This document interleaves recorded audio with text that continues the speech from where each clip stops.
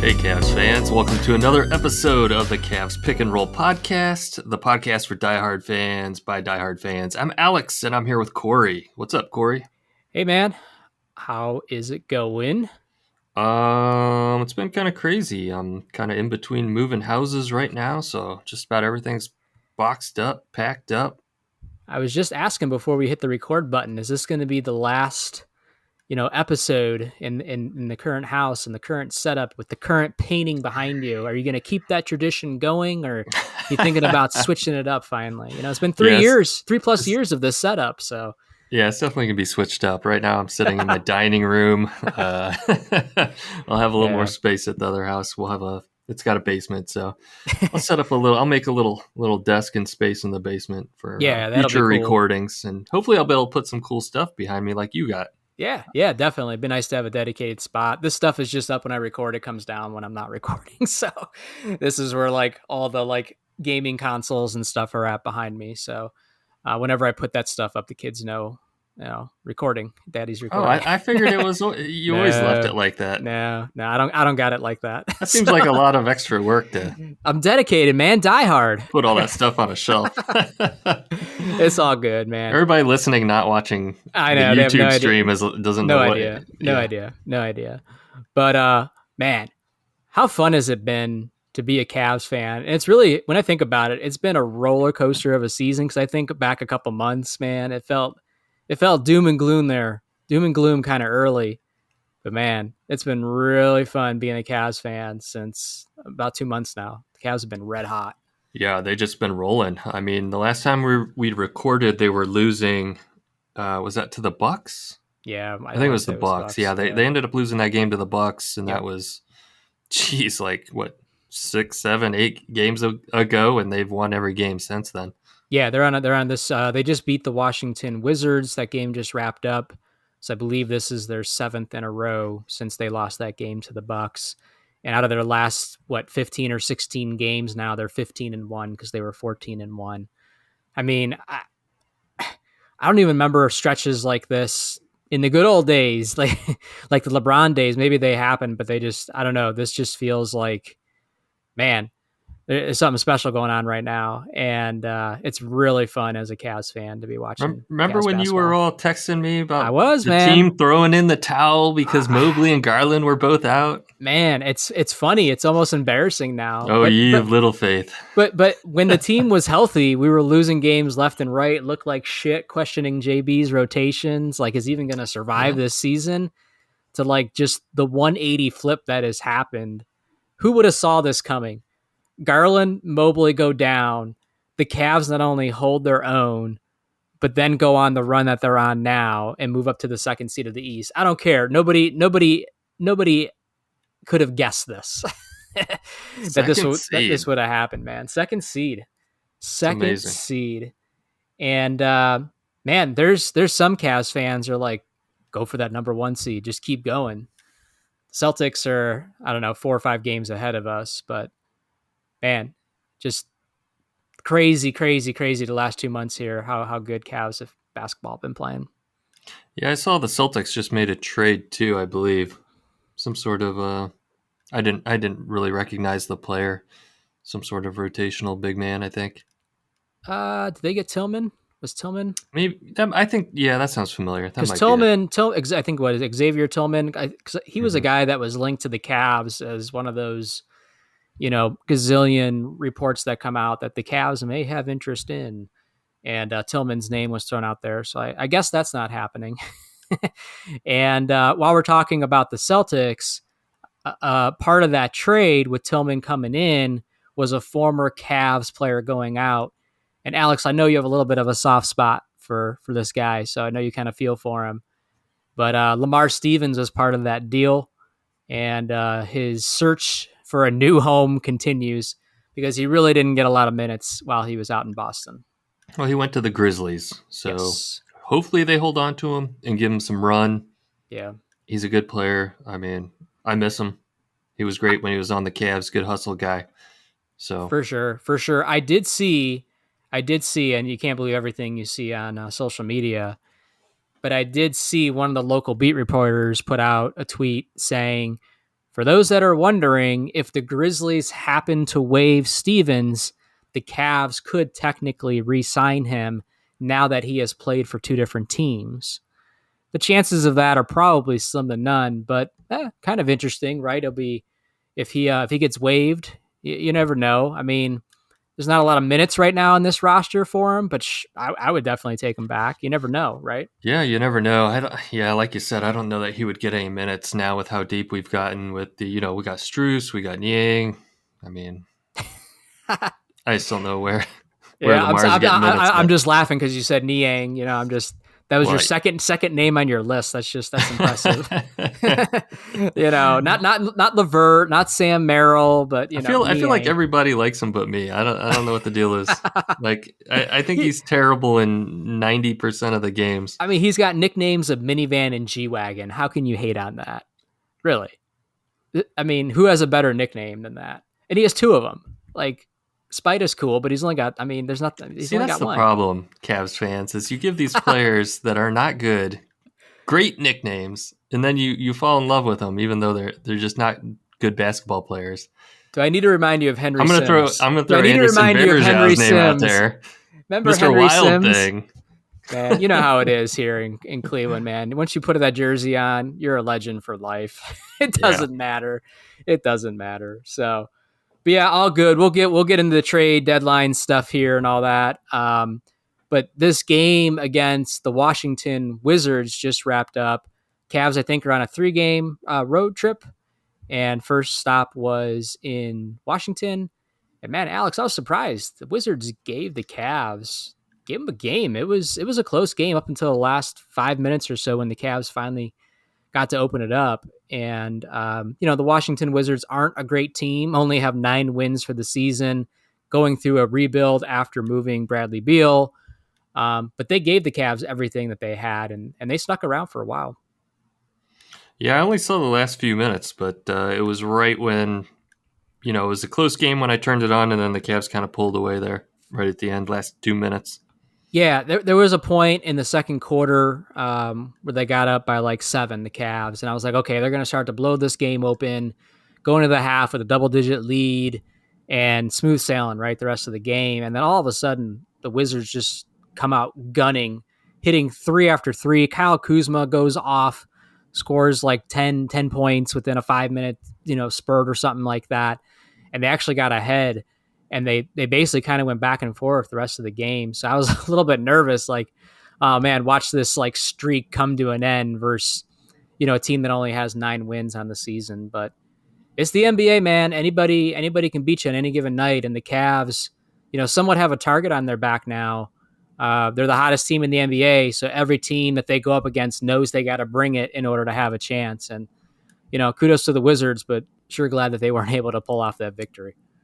Yeah, I was just scrolling through the box score. It looks like, Mitchell had 40 points. He played really well. 5 for 10 from 3. Wow.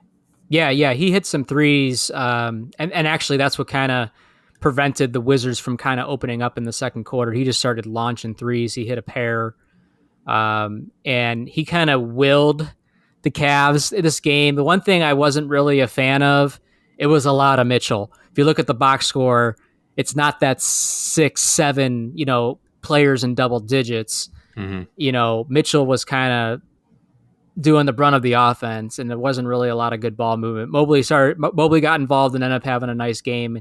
Yeah. And you see that like Garland snuck in there with 13 points, Looks Allen like with 12. Garland's been struggling a little bit since he's come back. He seems a little off. I don't know if he's just having trouble finding his rhythm, but it looks like he had another off night tonight, only shooting 30%.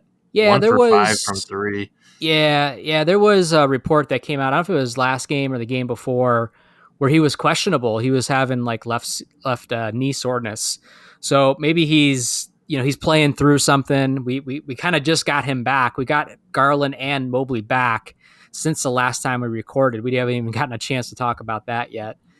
But yeah, Garland didn't have the greatest showing, and luckily Mitchell kind of trying to do it all was enough tonight against the Wizards. But that's obviously not the winning formula moving forward. So Yeah. hopefully the Looks next game, the Cavs can get back to spreading that ball around and having more balanced scoring. Well, it looks like Struess had an off night too, shooting Very one off night for one for Struess. 5, 0 for 4 from three. So when you got Struess having an off night, Garland having an off night, it's a good thing we have Mitchell there to carry the load, and he can do it. Yeah, totally. And like Levert wasn't able to get going. Niang and Wade only 13 points between the two of them. McCurl only with 5 points. So yeah, the offense really wasn't there tonight. And luckily the Cavs were able to do enough of it on the defensive end, and Mitchell going off for 40 to kind of steal the victory on the road in Washington, who I'm sure is hungry for a victory. Um, Man, watching that game, there was maybe 4 players, 5 players tops that I was like, okay, I know who these players are. Or some names like I'm like, oh Mhm. wow, they're still around, like Delon Wright and Landry Shamet, and Right, oh, they got Jordan Poole now, 25 minutes, 0 points. That's not going to help you. right. So obviously, luckily, we went up against a lesser opponent tonight. Well, that's the Uh, thing too. The Cavs, since they've gone on this hot streak, they've really been hanging their head on defense, and when you do that, that really helps you. Even when you're struggling, have an off night on offense. If you're playing out on defense and keeping the other team from scoring on you, I mean that's how they just keep winning. Absolutely, absolutely. And Kyle Kuzma, man, 28 points tonight, and you think he's trying to up his stock before that trade deadline? Try to get off, try to maybe get traded to a little bit of a better team. What do you think? Would you take Kuzma? I don't know. I mean, I still hold the grudge against him. Taking that cheap shot at Mitchell, but Kuzma always seems to have decent games against the Cavs, and he's got some size and he could do some. He could shoot the ball a little bit. I, my fear is the cost to get him. It's like another Levert basically. You'd have to like trade a Levert to get him, his contract wise, and probably what the Wizards value him at. You're not going to trade him for a second round pick and Niang or something like that. It's just not going to be enough. So I feel like it's unrealistic. But what about you? If salary wasn't in the question, would you take him? I think that he would fit in well. Like you said, I'd hate to lose. I don't know what we would have to give up. Yeah, I would definitely take him, depending on who it would be. If it's Levert, I don't really want to lose Levert because I nah, think he comes in with the second unit and he can shoot it, he can get to the hoop, he can score it. He's a great ball handler. Um, and Kuzma's he's similar, right? I don't know mm-hmm. that Kuzma gets to the hoop as easily as Levert does. I think Kuzma's probably a better shooter, mid range and from distance, but I can't see Kuza being a primary ball handler. Like you can put those responsibilities on Levert. So Levert, yeah, for sure, yeah. for sure. And Levert plays on both ends of the floor, and he's just a high energy guy. He never looks tired out there. It's like the Energizer Bunny, just keeps going until his name's called to go sit back on the bench. Um, but one player that is on the Wizards that I did see one of those reports where the Cavs could be potentially linked of having interest is Tyus Jones, who had a pretty good game tonight, 15 points, 8 assists, 3 rebounds. Some of the reports that I've been seeing come out is that the Cavs could potentially be looking for another guard, another point guard. Now that the Ricky Rubio chapter is over, it's like Craig Porter Jr. doesn't exist again, and reporters and stuff like that are speculating that's where they could potentially be targeting, and Tyus Jones came up as a potential. But again, no idea what that cost would be. Um, so who knows? There's so many things floating around out there, but um, Jones is one of the names I saw recently. Yeah, Tyus Jones is pretty good. He would be a good, a good replacement for Rubio. Same time, yeah, I don't know. I really like Craig Porter Jr. I know he's kind of new, untested.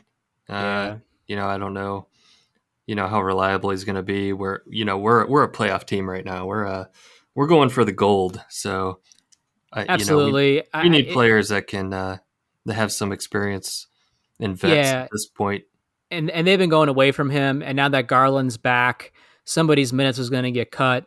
So far, Merrill has been able to stay in the rotation, so Craig Porter has kind of been cut. You know, he didn't even play this game, and yeah, it's been a great story, and he's a great guy to have on the roster. But I wouldn't be shocked or surprised if they did try to bring up a little bit more of a seasoned guard, point guard, so that when the Cavs are making that playoff run, you're not relying on somebody that is really in their first year in the NBA with minimal experience, right? So it'll be interesting to see.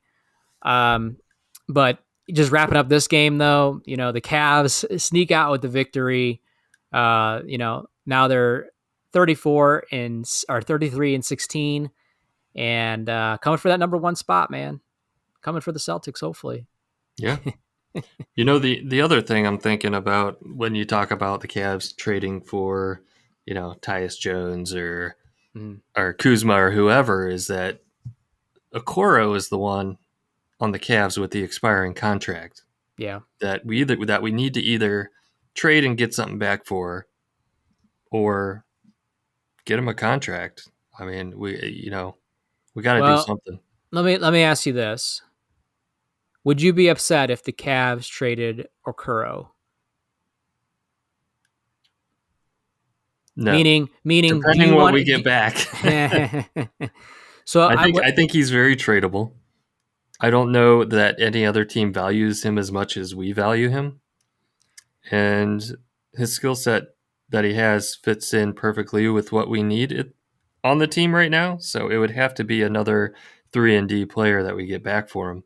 So it's kind of like, six what's the in one, point? half dozen in the other, right? Yeah, what's the point? And I've seen a lot of Cavs fans online defending the don't trade Okoro, mainly because he's one of our best defenders, and that's going to be needed come playoff time. I saw a lot of people calling out like the Celtics traded their best defender, Marcus Smart. The Bucks traded one of their better defenders. You know what I mean. So it's like, don't do that. We're going to need him come playoff time. And yeah, the contract situation and the potential to lose him for nothing is there, but at the same time, I won't be upset if the Cavs keep him so that he's still on this roster, the rest of this team, and through the playoff run. And then we see where the chips fall, where they may. I can also see, though, some team out there, probably not a, top tier team, right? But probably a team that's like in between rebuilding and trying to sneak back into the bottom of the playoff race, taking a chance on somebody like Okoro because he's young. The asking price might not be as high as you would think because he is on an expiring. He's a well known defender, and his 3-point shot has increased every year he's been in the league, right? Like his offensive game has developed from when he came into the league. He has a good body build, he's energetic. Like I could see some team out there taking a chance on a young guy like that. It's just whether or not, and potentially the Cavs could have interest if that brings a veteran that they can add to this roster for that playoff run.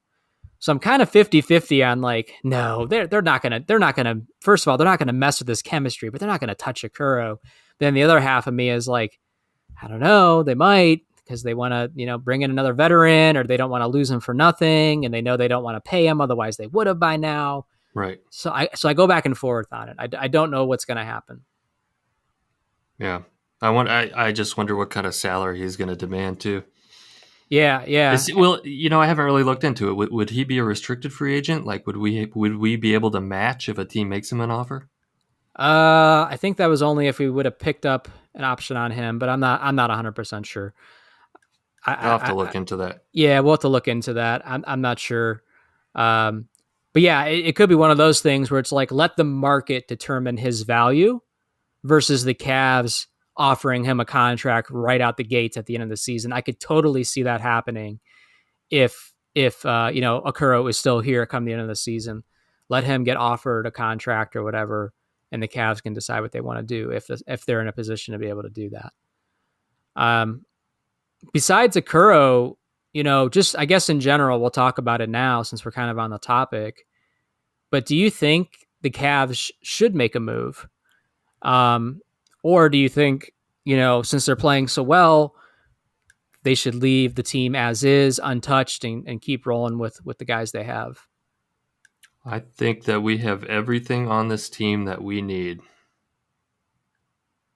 And we should just stay where we're at, not mess with the chemistry, not mess with anything. I think really when you get to the playoffs and you shorten down to that 7-man, 8-man rotation, that we can match up with any team. Yeah, I would agree.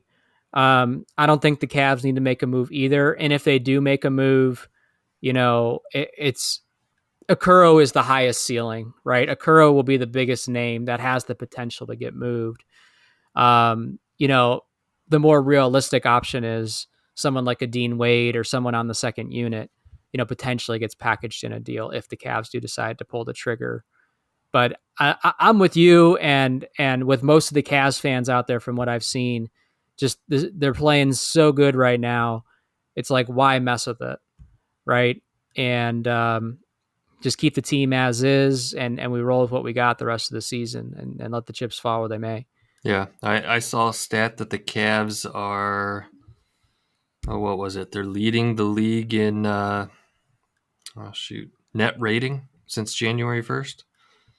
So, Yeah, they're rolling. They're just toasting everybody, right? yeah, It's crazy. and the Cavs are starting to get some national attention. Like the NBA, official NBA Twitter channel, posted something out on the Cavs on this win streak and it being the longest and, franchise history and all this, like records and all this stuff.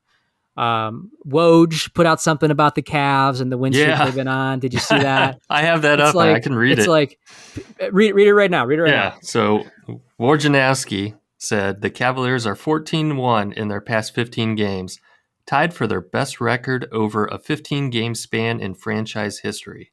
It's also the best record over a 15-game span without LeBron James on roster in franchise history. Cavs are 32-16 and second in the East now.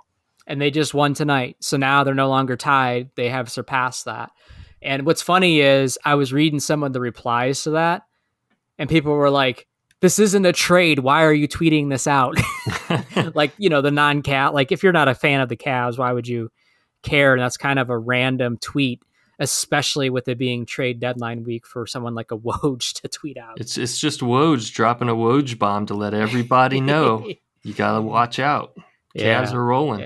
Yeah. It's been kind of a quiet trade deadline week so far, though. All the trades that have been made have been pretty small. Like, Tillman isn't a household name, and some of the other small trades that I've seen happen. Tomorrow is the trade deadline. What do you think is going to happen? Not with the Cavs, but just, do you think there's going to be a bunch of teams making a bunch of deals tomorrow? Do you think it's going to be relatively quiet? Do you have any out of the box, superstar hot takes that get traded? Like what's going to happen tomorrow, Alex? No, I don't think so. I think it's going to be pretty quiet tomorrow. If anything, I can see the Lakers being active and trying to move some pieces around. Good luck. Yeah. Good luck with that. Yeah, I know. But I think that they will. But I think everybody else is kind of the teams that are near the top. They're going to kind of stay pat. I think this trade season. Well, what I'm hoping for, I'm hoping for a quiet trade deadline, because you never want to see teams around you getting better, right? Especially in the East. And one team that has me a little bit nervous that could potentially go on a fire sale, which was funny because they were buyers just a couple of trade deadlines ago, but is the Chicago Bulls. Oh, I thought you were going to say Philly. No, the Sixers. no. Now that Embiid's out. Yeah. We'll get to that, but this Zach LaVine stuff, like that, just feels like a broken thing. Like I'll be shocked if Zach LaVine is still there. DeMar DeRozan, nobody talks about, like what is he doing? Is like he's there, he's still in the NBA, but like he's just, you don't hear about him anymore, right? And the Bulls just haven't been able to reach the ceiling that they've wanted to reach. So I wonder if they're going to either fire sale, trade off Caruso, trade off Zach LaVine, maybe even DeRozan as well. Or I could see them potentially even just trying to move one of those pieces to try to like take one superstar out, bring one superstar in, and see if that kind of kickstarts the second half of their season. But what I don't want to see happen is like Zach LaVine going to freaking Miami or something like that, or some team in the East here that is trying to improve to make a run the rest of the season. That's the only thing I don't want to happen. Zach LaVine, go out freaking west. Go join Durant. I don't care. In Phoenix, Klay Thompson, yeah, go ahead. Warriors, trade him, but just don't trade him to somebody in the East. Like, that's what I don't want to see. So I'm hoping for a quiet trade deadline day, or at the very least, nobody in the East is getting significantly better. Yeah, totally. And you brought up Embiid. What happened? He had what was it? A meniscus tear or something like that. Right. He had surgery. I haven't seen what his timetable is for return, but the 76ers, man, just like over a span of like 3 games, dropped down to the 5th seed, and it's going to be a long couple months here, however long Embiid's going to be out. And but I don't think they'll go fire sale mode. They might be able to hang on to like bottom half of that playoff seed by the time Embiid comes back, and then there'll be a little bit of a headache for somebody to deal with. Imagine a first round matchup, with Embiid. But like they're in a position to where I don't know what they could do to try to get better. They kind of just have to ride out the storm at this point. Yeah, I agree. So we'll see. It's always a fun day as just an NBA fan in general to just see the tweets coming through and everybody losing their mind. So it's usually not a very high productive work day, Alex. That's what I'll say, because you're constantly looking at your phone like to see what trade went down or do the Cavs do anything. And even though they're not in a position to really do anything, I'll probably still be glued to my phone. Just can't help it. Yeah, if you hear anything, you might have to text me. I'm going to be in Cleveland all day tomorrow. So. Oh boy, yeah. I won't be able to follow along too closely, but yeah, it's all good. But yeah, there's been a lot of Cavs games. We're not going to go too far back, but I did want to talk about this Kings game, Alex. I was a little nervous going into this game because the Kings have been, a little bit of a better team over the last couple seasons now.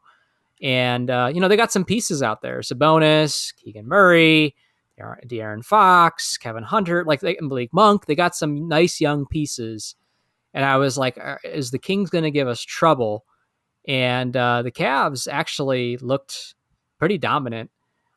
This was a home game, and they outscored the Kings every quarter except for the third quarter, where the Kings outscored the Cavs by 1 point. And this game was kind of right after the announcement of the All-Stars. Yes. And Sabonis kind of got.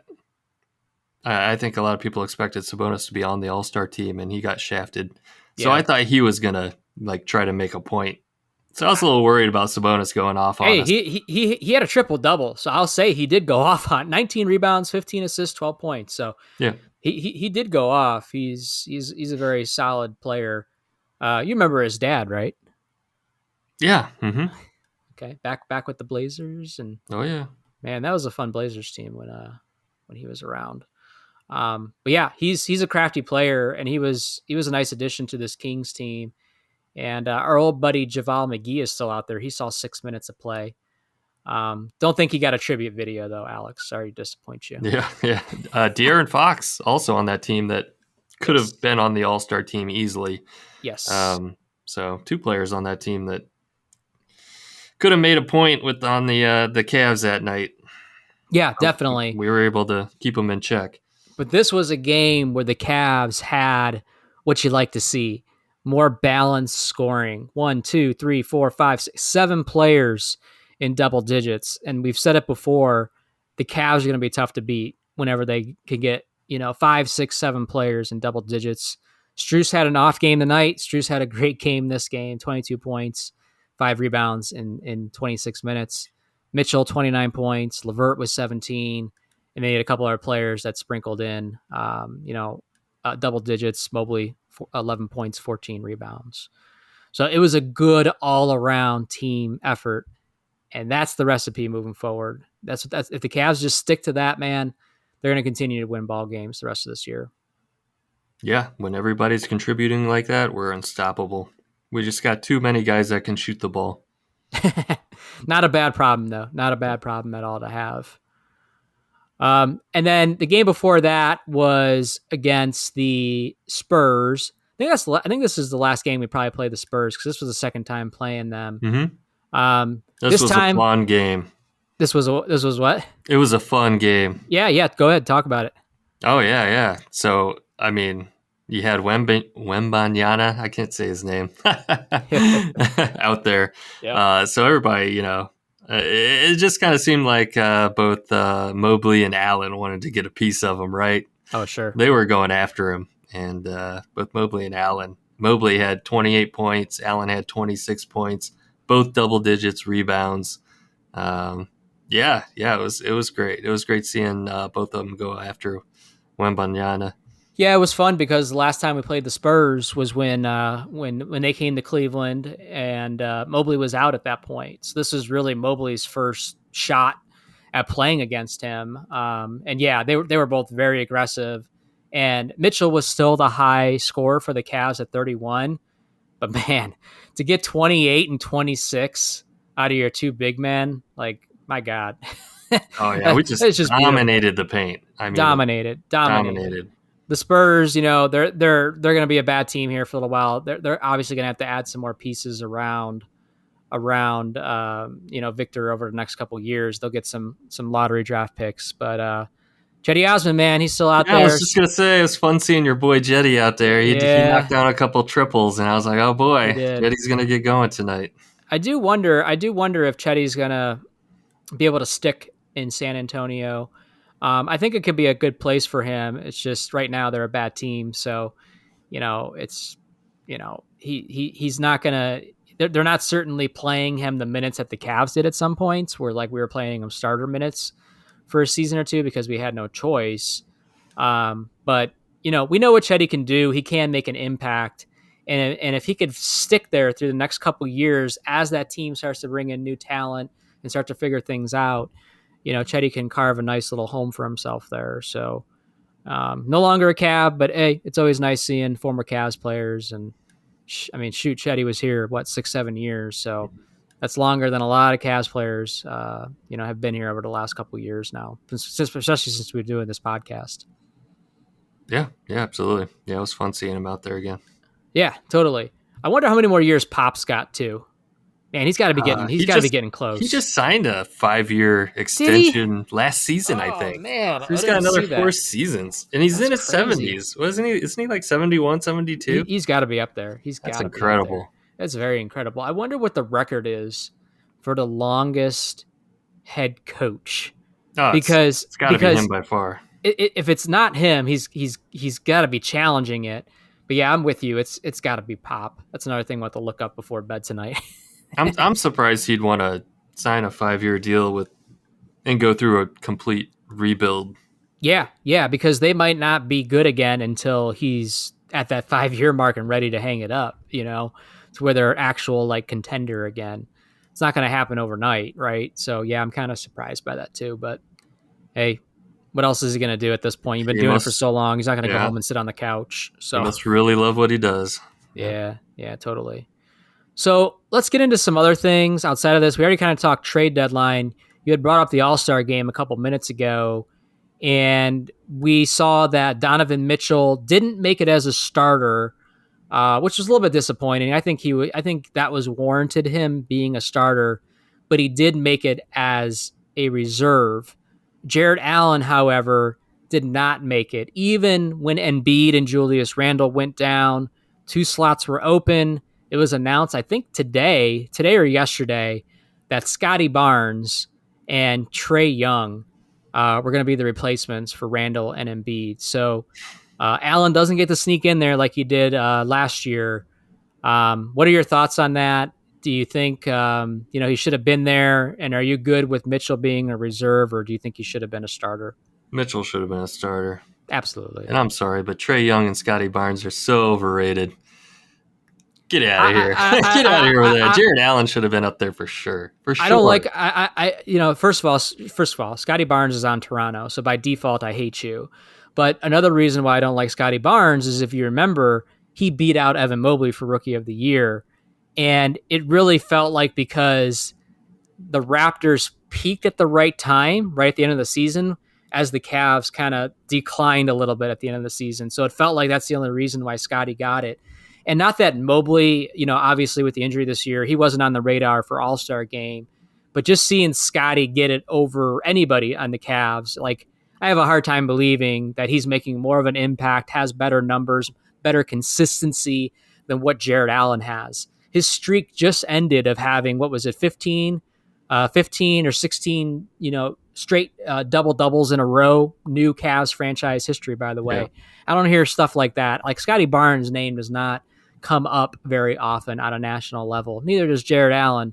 But again, I find it hard to believe that Scotty Barnes is making more of an impact than It's all Jared about the Allen. votes. You know, Toronto's a huge city, much Yeah, much larger than Cleveland. Not sure, even close. sure, And sure. didn't Trae Young beat out Garland for Rookie of the Year? I know Garland didn't get it, so he might I have. think so. I think so too. Remember Garland? Let's go back in time real quick. If you remember Garland's rookie season, it was not good, and he was voted as like one of the top worst players in the league that year from like a stat wise because he had some injuries and he was just not good that first season. So Trey might have got it. I'm trying to think who else came out that year. And actually, it wasn't. It couldn't have been Trey because Trey was the Colin Sexton draft, not the Oh, was Garland it? draft. Okay. Yeah. Yeah, so I'm trying to think who came out the Garland year. Now I gotta Um, look. but it certainly wasn't Garland that won it. But yeah, Trey Young was the Colin Sexton because that was where the potential deal was on the table. At least the rumor was the Cavs turned down a deal where the Cavs could have jumped up to number 3 and done basically a pick swap. I forget what else the Cavs would have had to give out, but we ended up staying put and took Sexton at number 8. Oh yeah, it was Sexton, not Garland. I Yes, was yes, mistaken. The yes. Garland draft class though was number 1 was Zion Williamson, number He 2 he was probably he probably won it then. Ja Morant, Yeah, uh, he didn't win it. and then R.J. Barrett, DeAndre Hunter, and then Garland. Got it. Yeah. So, but yeah, you know, Trey Young, I don't like his hair, and Scotty Barnes, I don't like him because he's from Toronto. So I'm not happy with either pick. Nah, they're both overrated. Whatever. Whatever. And I really wasn't a fan of Damian Lillard being named a starter in the All-Star game, and then also being included in the 3-point contest, which he was in a He's 3-point defending. contest. Yeah, he's the Yeah, defending is champ he the of the defending one? 3-point. But man, Yeah. I like Damian Lillard, but the whole way he treated his exit out of Portland just put me off on him. And then he hasn't And been playing that good. no, he really hasn't. I He's been mean, struggling this season. he's been struggling. He's only Yeah, in the All-Star game because of popularity, the name. exactly. Stats haven't been there this season. But speaking of 3-point contest, disappointed to announce that Sam Merrill did not get in. However, Donovan Mitchell will be representing the Cavs in the 3-point contest. Well, you saw that Mitchell interview, didn't you? I did, Okay, and all right. I was going to bring that up, or you could bring it up. Go ahead. What did he say about Merrill? Well, they asked Mitchell about Sam Merrill not being in the 3-point contest, and Mitchell said that Sam Merrill didn't want to be in the 3-point contest because he wanted to spend some time with his family. So Mitchell volunteered to be in the 3-point contest and so that he would win it for Merrill. So, what do you read into that? I don't know if I buy that the NBA asked Merrill. Merrill said no, thank you, and then Mitchell raises. I think it's just Mitchell trying to cover for his guy. To be honest with you, like, yeah, Merrill wants a break. He wants to spend some time with his family. You know what I mean? Like, I feel like it would have came out that Merrill turned down participating in the 3-point contest. I think Mitchell's just being a nice guy, which is good of him. That's a good teammate thing to do. But I did see that. How do you think Mitchell will do? I don't know. How do I think he'll do? I think he could win it. I think he's a fantastic 3-point shooter. Yeah. Yeah, I think he's got a good shot. I did see. I remember last time we were recording, we were trying to think who was the last Cavs player to represent the Cavs in the 3-point contest. And I saw some reporter tweeted out that Mitchell will be the first Cavs player since Kyrie Irving represented the Cavs in the 3-point contest. I want to say 2013 was what they said. So I kind of forgot that Irving participated in that, and I wonder. I don't remember how he did. To be honest with you, he could have won it all, and I don't remember it. You know, Kyrie who? Yeah, exactly. So, but that's kind of cool. You know, at least we have somebody representing the Cavs, both in the All-Star game and in the 3-point contest. So, yeah. What else did you see All-Star game that piqued your interest? Anything could even be non-Cavs related, but I thought the shooting contest they're going to have between Steph Curry and Sabrina, I can't remember her last name, from the WNBA. Mm-hmm. That should be interesting. It looked like it was some sort of 1-versus-1 3-point contest. That's interesting. That's interesting because I kind of feel like, in a way, that puts whoever the NBA player would have been, in a way, it puts them in a tough spot because let's just say you win. It's like, hey, like, I'm not trying to be sexist, but let's just be realistic. People out there are right.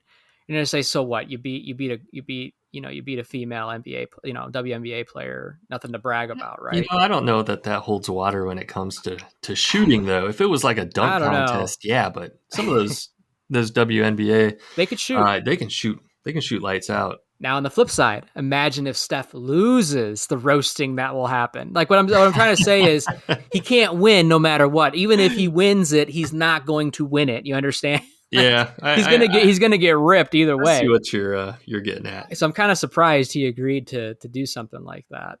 Yeah, it's for fun, but it's interesting. There might even be some charity tied to it. Yeah. I know you said at work you were really looking forward to the celebrity game this year. Yeah, no. I looked through the list of celebrities that were going to be in it. There were a few usually there's a whole bunch of names that I don't even know, right? Some music artists I don't follow. Who were some of the names? Music that much. So CJ Stroud. Okay. Pretty cool. Rather have CJ Miles, but all right. Former Cavs legend. Meta World Peace. Are you serious? I don't know if I can remember any other names. Do you remember the Rock and Jock games that they used to do back in the 90s? Celebrity Rock and Jock games? Oh, yeah, for sure. Fun. Those were real fun. Every once in a while, I still go back on YouTube and pull up a Rock and Jock game. I was telling you, I wish they would just replace this super lame celebrity game with, like, bring back some vets, some retired guys to play, even if it's just to horse around or goof around, get Pippen out there, or Penny Hardaway, or I don't know, Mark Price, bring one of the old guys back. Shaq. One of the names you dropped in the chat at work when you sent this was Fat Kemp. Yeah. I knew you'd like that one. Yeah. I would love to see Kemp out there. I wonder what kind of shape he's in. That'd be really fun. Almost like what the Big Three does, right? Yeah, I was gonna say a lot of these guys are in the Big Three now. It could even be a half court game, just like it is there. Yeah. And like you said, you could almost have teams of 3 or 4 or whatever, and it's like a mini tournament almost. Or it could be a game of horse, or it could be anything. Yeah. With to see these classic players out there, Shaq and whoever you want. But either way, it'd be way more interesting, this super lame celebrity game. It'd also be fun too if they would pair up a legend with a current player in like the 3-point contest. Can you imagine like Mark Price and Donovan Mitchell representing the Cavs? Oh, that's a sweet idea. Chris Mullin and Steph Murray. You know what I mean? Like that'd be really cool. And I remember, I think it was the year that the All-Star game was in Cleveland. What was it? 97, with the Kobe dunk contest and all that. I think it was that year for the 3-point contest that it was a combination of players, because it was Wesley Person and then someone from the Rockers, the Cleveland WNBA team at the time. and it was like a team 3-point shootout contest. And that's what I'm kind of thinking here. But instead of WNBA and NBA, because not every team has a WNBA team, you do a legend, like you said, Reggie Miller, Chris Mullin, Mark Price. Like that would be dope. You know what I Yeah. mean? And I think that would garner a lot of interest. I mean, I'd 100% watch that. Oh, for sure, for sure. But the NBA, instead of making decisions like that, decide to make decisions like making the NBA draft over 2 days now. Did you see that news that recently dropped? No, I didn't hear that. The second round of the NBA draft will now be held on a second day Why? because it's too long. I don't know. I mean, let's be honest. The draft is long. Like even to get through the lottery, it's like hour and a half minimum, almost 2 hours in to get through the first, 15 picks in the lottery because of how spaced out they are, the interviews after all of them. So like the freaking whole lottery goes to almost midnight, and a lot of people peel off right Yeah. after the Does lottery. anybody even watch after the first 10 picks? And it's like a lot of the responses I've been seeing is who wants to tune in the second day to watch the 50th pick in the NBA draft? It's like I wonder what time they'll do it. Like, are they going to try to make that like a prime time, like a 7 p.m.? Or is that like a 3 o'clock in the afternoon type of deal? You know what I mean? Like, I don't know.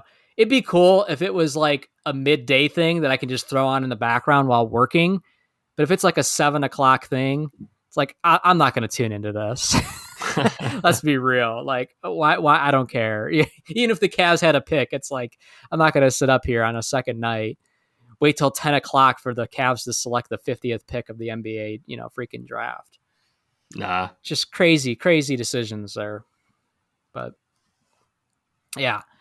So, hey, before we kind of wrap up this episode, I believe you made a nice addition to your Cavs collection. You want to talk about that? I did. I got this this Bill Lambier card here. No. We finally got together for Christmas, finally, with my side of the family. Yep. And my uncle got me this. I don't know if it's going to show up real well because it's so glossy. But got a nice autographed 8x10 of Kevin Love here. See that? It's pretty sweet. That's awesome. It's got Lamar Stevens standing in the background in awe of Kevin Love with his hands in the air like he just hit a 3. Yeah, that's awesome. Yeah. Like I didn't even notice Lamar Stevens at first when you had texted that to me. You're like, yeah, my boy Stevens in the back, and like, yeah, he's like screaming in the background. So it's a really good pick. It's not just him, standing there looking off in the distance. But that's a great gift, and it's funny. We both celebrated Christmas with our families late, and we both kind of got like a nice Cavs surprise memorabilia item. And I know that one's going to get hung up and framed at the new house. Probably the first thing Alex does. He's not going to unpack, the boxes of dishes and cups, and he's going to unpack the K-Love autograph. You know it. And determine where that's going to go first. That's right. and my guess is this too. Let me know if I'm wrong, Alex. Like Bill Lambier would probably be your number one former Cavs player that you would love to get an auto of. But I feel like K-Love might be number 2 on your list.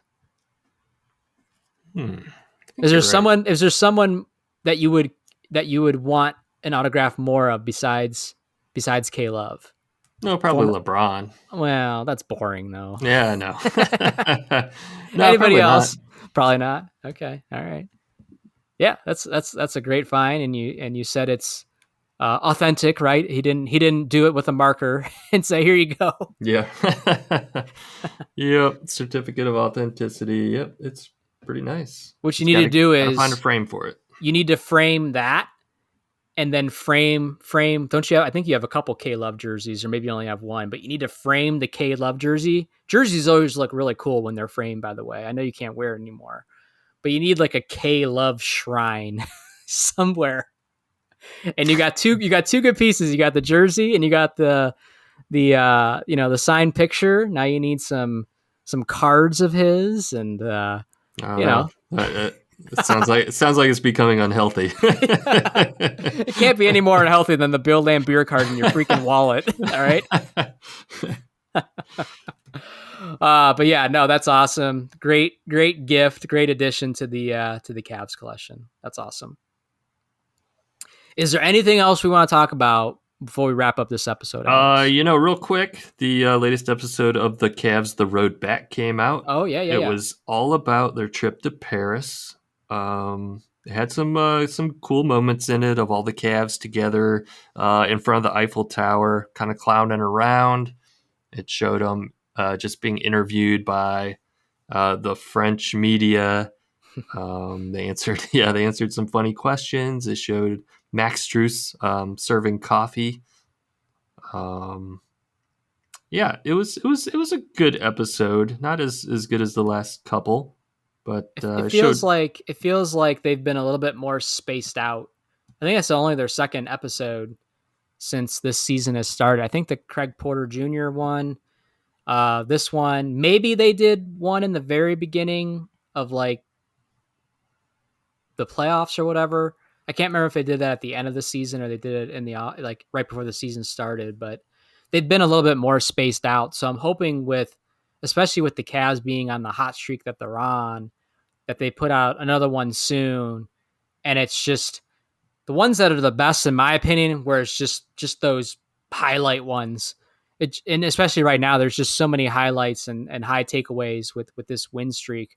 Man, they can easily put together another one, and hopefully they'll ramp up here the rest of the season, and instead of one every 2 months, maybe get one out every couple weeks or something like that. Yeah, there's some good behind the scenes stuff in it, so it's worth checking out for sure. Sure. Yeah. No, I enjoy all of them. I'm glad they're still doing them. I was curious if they were going to continue doing them or not. So I'm just glad they're still doing them. So yeah, that's a great call out. I know there was more to it. It did go into something after the trip to Paris. I'm blanking out on what it was. Yeah. You said Kobe was in it, right? Altman? Yeah, Kobe Altman was in it briefly, who we haven't really heard from or Yeah. seen Yeah. in the spotlight since the whole OVI thing. I Right. did look it up today to see that he had pled guilty to. It was not the OVI. He like pled guilty to a lesser whatever. He got his driver's license back. He paid some $125 fine. He basically got off Yeah. That's nothing. pennies. So That's pennies for him. yeah, that's That's what happens nothing. when you got a lawyer. And Yeah. I guess. yeah, I mean, Hey, I'm not it, hating on the guy yeah, because, he's put together a good roster here over the last couple of years. absolutely. And he's young, and the potential's there, man. He could be a long tenured GM for the Cavs, or just a long tenured, higher up person. And it feels like I can't tell you the last person that has, since Gilbert's been here. I think Altman was the first one to get a renewal on his contract, right? Because we went through Ferry, we went through Grant, we went through, several different iterations of GMs and stuff like that. So Altman's been able to survive, and he's put together a pretty good team that should be competitive here for the foreseeable future. Although, Alex, one of the hot reports out there is this can all be coming to an end after this year, Cavs fans. You better enjoy the ride, because the Los Angeles Lakers feel confident in their chances of landing Donovan Mitchell this offseason. So enjoy the ride, Alex, while you can. Yeah, there's no way. No Yeah. way. But yeah, this team's going to be competitive for years to come. Even if Mitchell does move on, you still have Garland, you still have Mitchell, you still have Allen, you still have young pieces. This team Mobley. isn't going to be back in the Mobley. This team isn't going to be back in the toilet. So I could see Altman, sticking around for quite a while, and I wouldn't have a problem with that. So Yeah. and JB's job is safe again. I haven't heard a peep about JB. So Yeah, well, we'll see what happens in the playoffs. That's sure, where it comes down to. Oh, it was the coach. He didn't make adjustments. That's when all that talk will start. sure, especially if they have an early exit. Yeah. So yeah, it'll be interesting. But let's wrap up this episode of the Cavs Pick and Roll podcast Want to thank you, Cavs fans, as always, for tuning in and listening. And Alex, you want to let them know where they can follow us and connect with us. Follow us on Twitter at Cavs Pick and Roll. Shoot us an email, cavspickandroll@gmail.com. Follow us on Facebook, Instagram, Tumblr.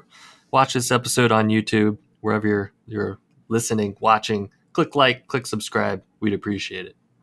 All right, Cavs fans, there it is, and we will talk to you again soon. Peace out, Cavs fans.